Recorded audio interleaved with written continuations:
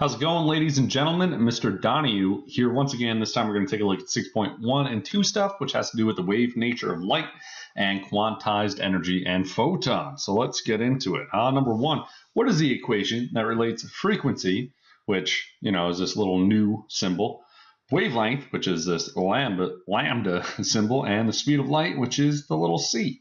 Well, the equation is c equals lambda times its frequency. So speed of light has to equal the wavelength times its frequency. That's the equation. We're going to be using that one. We're going to be using another one, but I won't confuse you with that right now. All right, number 2 says list the following types of electromagnetic radiation in order from lowest energy to highest energy. So we got these different kinds of electromagnetic radiation, light, if you will. And there's a handy dandy little chart right down here that shows you higher energy, NRG, right? And then here it's low energy. So you can see radio, microwave, infrared, visible light, ultraviolet, X-ray, gamma going right to left from low energy to higher. Notice that the low energy has a long wavelength, right? And a lower frequency and a low energy. Whereas the higher energy has a shorter wavelength, higher frequency, and higher energy. So let's take a look. We got to put these in order. So let's take a look right to left because it wants it from lowest energy to highest energy. So radio is going to be the first one. So it'll be radio. If we keep looking, the next one would be microwave, so micro,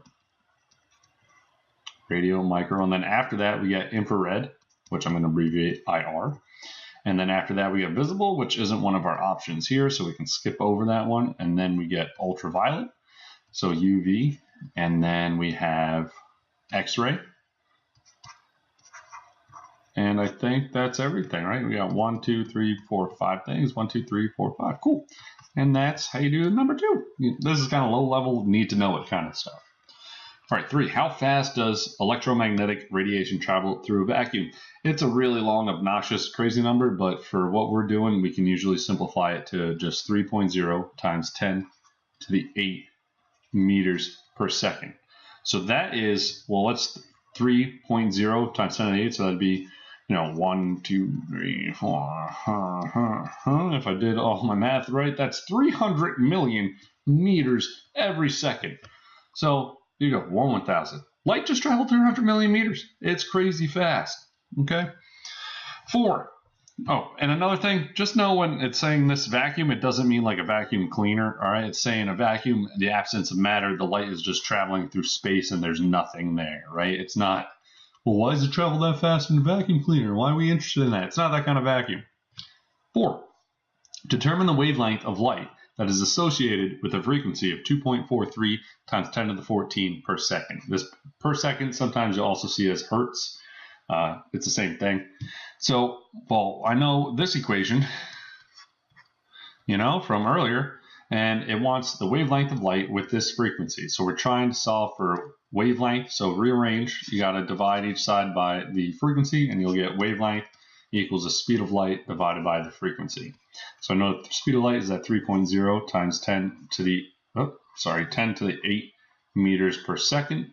And then you divide that by 2.43 times 10 to the 14 per second, right? Because that's the hertz right there. And what you end up with is 1.23 times 10 to the negative 6 meters. And if you wanted to convert that to nanometers, you go, all right, well, I know that 1 nanometer is really 10 to the minus 9 meters. That's what a nanometer is. And then, do that whole math and you go, all right, 10 to the minus 6 over 10 to the minus 9, it's going to give you 1.23 times 10 to the third nanometers. If it said nanometers, that's how you do that, all right? Cool. 5. What is the wavelength of a photon that has that much energy? Well, here it's going to get a little more complicated because I know that this equation, the speed of light, has to equal the wavelength times its frequency. And I also know a second equation that has to do with energy, and it says that energy is going to equal to Planck's constant h times its frequency. But it wants the wavelength, so we just have to figure out how are we going to combine these two equations to get wavelength and energy together. Well, if I rearrange this equation to solve for frequency, I can then plug it in. So I can rearrange, hey, if I'm solving for frequency, divide each side by wavelength, and I'm going to get the speed of light over its wavelength. So now this I can plug in for the frequency, and that's going to give me a new equation of energy equals that Planck's constant times the speed of light over frequency, right? Because this was the frequency. So now I have an equation that's solving for energy with a constant, so I know the constant, another constant, and then the one thing that they give me.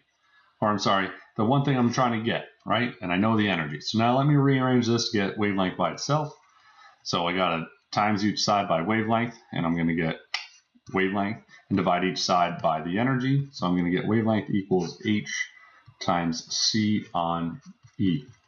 So now it's a simple plug and chug, right? So I'm going to get lambda equals that Planck's constant, which is 6.626 times 10 to the negative 34 joule seconds, times the speed of light, which is 3.0 times 10 to the 8 meters per second, and all that divided by the energy, which is at 5.48 times 10 to the minus 18 joules.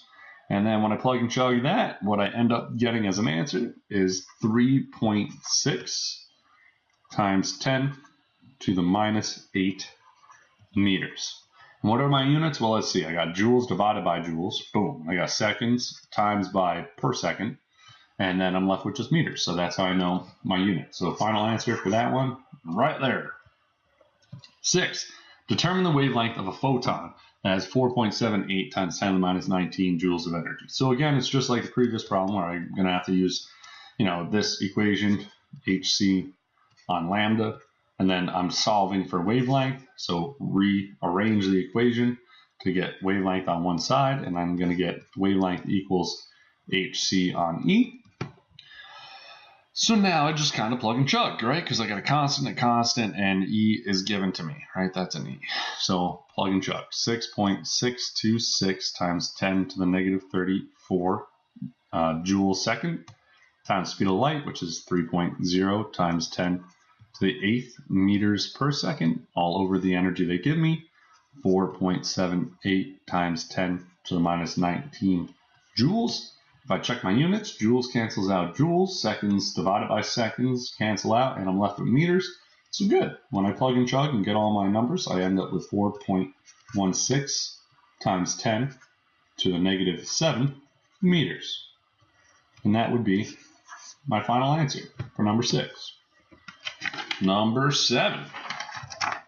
Determine the energy of a photon that has a wavelength of 7 meters. So this time we're solving for energy. Well, I've already rearranged the equations, and I get energy equals HC on lambda. So now, hey, constant, and this is my lambda, so that's given. So I just plug and chug.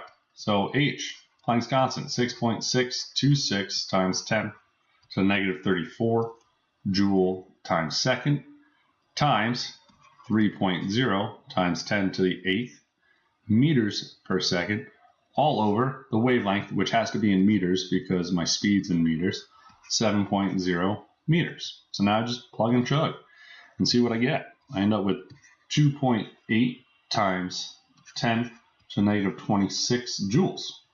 And that is the energy of that photon. 8. Determine the frequency of a photon that has an energy of this.